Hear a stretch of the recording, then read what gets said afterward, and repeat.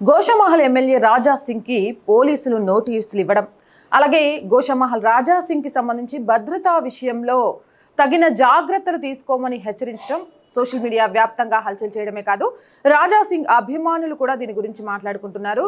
రాజా సింగ్ గురించి ప్రత్యేకంగా చెప్పాల్సిన అవసరం లేదు. హిందుత్వవాది, హిందుత్వానికి సంబంధించి ఎక్కడ ఏం జరిగినా తన గళాన్ని ఇప్పడంలో ఏమాత్రం కూడా సంకోచించరు.